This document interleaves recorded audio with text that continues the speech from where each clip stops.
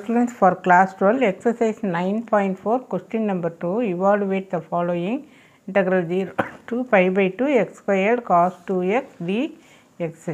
இங்கே வந்து நம்ம பெர்னாலிஸ் ஃபார்முலா யூஸ் பண்ணுறோம். எப்பெல்லாம் பெர்னாலிஸ் ஃபார்முலா யூஸ் பண்ணுறோம் அப்படின்னா, ஒரு அல்ஜிப்ரிக் ஃபங்க்ஷன் எக்ஸ் அப்படிங்கிறது algebraic function, then sine cos இந்த மாதிரி எல்லாம் வர்றப்போ அது வந்து trigonometric function. So algebraic function trigonometric function கம்பைண்டாக வர்றப்போ we are using Bernoulli's formula.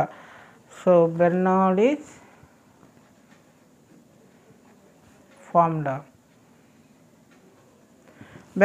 Formula என்ன சொல்லுது அப்படின்னா, அதை எப்படி எழுதிக்கணும்? Integral uv dx equal to uv1 minus u dash v2. ஈஸியாக ஞாபகம் வச்சுக்கலாம். இங்கே 1 வந்தால் இங்கே 2 வரும். Minus u double dash v3. இங்கே டபுள் டேஷ் வரப்போ இங்கே 1 எக்ஸ்ட்ரா, இங்கே v3ன்னு வந்துடும். Then plus u triple dash v4 plus etcetera. ஆல்டர்னேட்டாக ப்ளஸ் மைனஸ் அப்படின்னு சொல்லி வரும். ஸோ இதுதான் வந்து பெர்னாலிஸ் ஃபார்முலா. இதில் வந்து அல்ஜிப்ரிக் ஃபங்க்ஷனை நம்ம u அப்படின்னு சொல்லி எடுத்துக்குவோம். இது வந்து யூன்னு எடுத்துக்கலாம். யூஸ்வலாக அந்த மாதிரி தான் எடுப்போம். X squared. அப்போது u டேஷ் என்ன வரும்? 2x. தென் u டபுள் டேஷ் 2. அதோடு ஸ்டாப் பண்ணிக்குவோம். ஏன்னா அடுத்தது u ட்ரிபிள் டேஷ் எடுத்தால் கான்ஸ்டன்ட்டு 0 ஆயிரும். ஸோ அதோடு ஸ்டாப் பண்ணிக்கிறோம். நெக்ஸ்ட்டு வந்து சொல்லிட்டோம். அடுத்தது என்ன வரும்? v ஈக்குவல் டு இங்கே வரக்கூடிய இந்த cos 2x. ஸோ இது u, இது v. ட்ரிக்னாமெட்ரிக் ஃபங்க்ஷனை நம்ம vன்னு கொண்டு வந்துக்கிறோம். ஸோ இந்த சைடெல்லாம் டிஃப்ரென்ஷியேஷன், இந்த சைடெல்லாம் இன்டகிரேஷன். அதை மட்டும் நல்லா ஞாபகத்தில் வச்சுக்கணும். இது இன்டகிரேஷன், இது டிஃப்ரென்ஷியேஷன். ஒவ்வொரு தடையும் இந்த இன்டகிரேஷன் சிம்பிள் போட வேண்டியதில்லை. இப்போ நான் அடுத்தது என்ன வரும்? இன்டகிரேட் பண்ணுறப்போ இது v1. காசுக்கு என்ன வரும்? சைனு.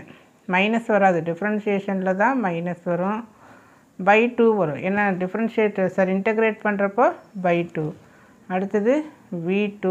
சைனை இன்டகிரேட் பண்ணுறப்போ we know integral of sin x dx equal to minus cos x. ஏன்னா அது ரிவர்ஸ் ப்ராசஸ் இல்லையா?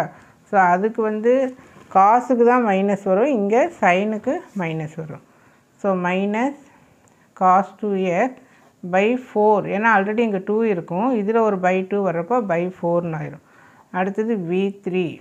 ஸோ மைனஸ் காசுக்கு சைன் ப்ளஸ் தான், இது வந்து ஏற்கனவே இருந்த minus pi 8. So and so on.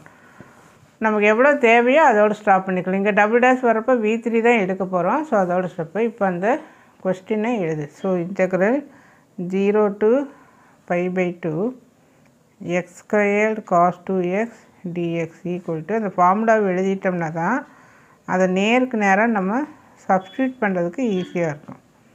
இதோட ஸ்டாப் பண்ணிக்கலாம். நமக்கு அவ்வளோதான் தேவை. ஸோ u என்ன வச்சுருந்தோம்? X squared. தென் v1 என்ன? Then v1 equal to sin 2x by 2. So sin 2x by 2 minus u dash 2x. then v2 minus cos 2x by 4. then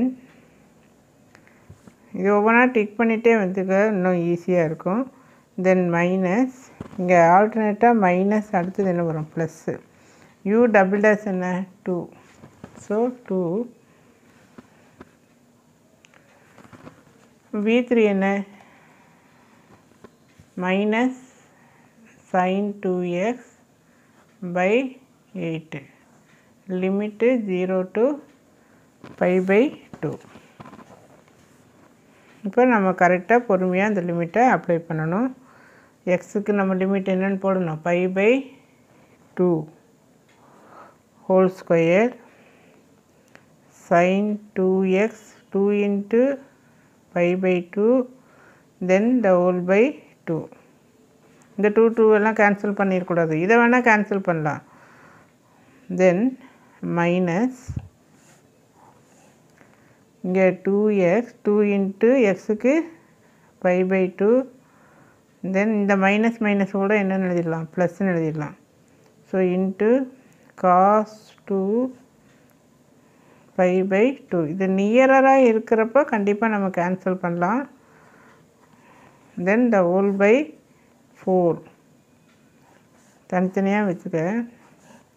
then plus plus வராது, இங்கே minus இருக்கு இல்லையா. So -2 sin 2 for எக்ஸுக்கு π/2 the whole by 8. இந்த 2 cancel பண்ணலாம். இங்கே வந்து நம்ம கேன்சல் பண்ணலாம். தென் இங்கே இதுக்கு 0 ஆயிரும், சப்ஸ்டிட் பண்ணுறோம். ஸோ இங்கே 0 இன்ட்டு சம்திங் ஃபுல்லாக 0 ஆயிரும். அதே மாதிரி 2 இன்ட்டு 0 இதுவும் கம்ப்ளீட்டாக சேர்ந்து 0ன்னு மாறிடும். இங்கேயும் அப்படி தான், sin 0 0. ஸோ இந்த டேர்ம் அடுத்த step. Then plus pi cos π/4 minus sin π/4 டேர்மை தனித்தனியாக வச்சுக்கலாம். sin, so we know sin π is 0. So இது வந்து டோட்டலாக 0 ஆகிடும். பிகாஸ் sin π 0 cos π -1, cos π வந்து -1. ஸோ ப்ளஸ் π/4 cos πனுடைய வேல்யூ -1, தென் -0, ஏன்னா sin π வந்து 0. ஸோ ஃபைனலாக ஆன்சர் வந்து -π/4 த ஆன்சர்.